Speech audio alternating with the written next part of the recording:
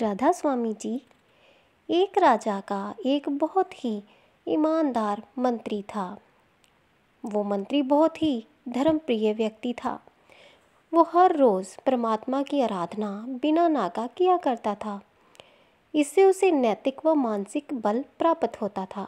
वह अक्सर कहा करता था कि परमात्मा जो कुछ भी करता है मनुष्य के भले के लिए ही करता है। कभी कभी हमें ऐसा लगता है कि परमात्मा हम पर कृपा दृष्टि नहीं रखता, लेकिन ऐसा होता नहीं है।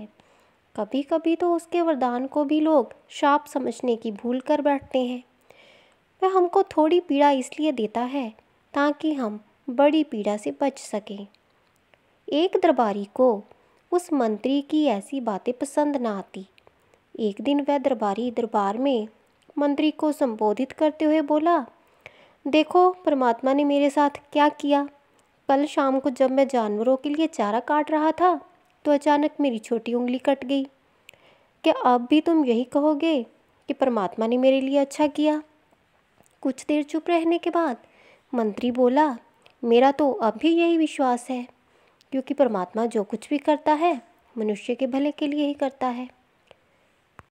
ये सुनकर वो दरबारी नाराज हो गया कि मेरी तो उंगली कट गई और मंत्री जी को इसमें भी अच्छाई नज़र आ रही है। मेरी पीड़ा तो जैसे कुछ भी नहीं। बाकी के दरबारियों ने भी उसकी हाँ में हाँ मिलाई। तभी राजा ने कहा, मंत्री जी हम भी परमात्मा पर भरोसा रखते हैं, लेकिन यहाँ आपकी बात से सहमत नहीं।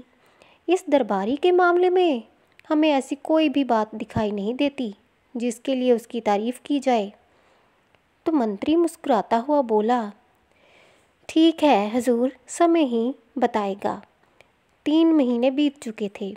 वह दरबारी जिसकी उंगली कट गई थी घने जंगल में शिकार खेलने निकला हुआ था। एक हिरन का पीछा करते वह भटक कर आदिवासियों के हाथों में जा पड़ा। वे आदिवासी अपने देवता को प्रसन्न करने के लिए मनुष्य बलि में विश्वास रखते थे, इसलिए वे उस दरबारी को पकड़कर मंदिर में ले गए बलि चढ़ाने के लिए। लेकिन जब पुजारी ने उसके शरीर का निरीक्षण किया तो हाथ की एक उंगली कम पाई। नहीं, इस आदमी की बलि नहीं दी जा सकती, मंदिर का पुजारी बोला। यदि 9 उंगलियों वाले इस आदमी को बलि पर चढ़ा दिया गया तो हमारे देवता खुश होने की बजाय क्रोधित हो जाएंगे। अधूरी बलि उन्हें पसंद नहीं। हमें महामारियों, बाढ़ या सूखे का प्रकोप झेलना पड़ सकता है, इसलिए इसे छोड़ देना ही ठीक होगा। और उस दरबारी को मुक्त कर दिया गया। अगले दिन वह दरबारी दरबार में मंत्री के पास आकर रोने लगा। तभी राजा भी दरबार में आ पहुँचे और उस दरबारी को मंत्री के सामने रोता हुआ देखकर हैरान रह गए। तुम्हें क्या हुआ, रो क्यों रहे हो? राजा ने पूछा। तो उस दरबारी ने अपनी आप बीती विस्तार से कह सुनाई। वह बोला, अब मुझे विश्वास हो गया है कि परमात्मा जो कुछ भी करता है मनुष्य के भले के लिए ही करता है। यदि मेरी उंगली ना कटी होती तो निश्चित ही आदिवासी मेरी बलि चढ़ा देते। इसीलिए मैं रो रहा हूँ, लेकिन ये आंसू खुशी के हैं। मैं खुश हूँ क्योंकि मैं जिंदा हूँ।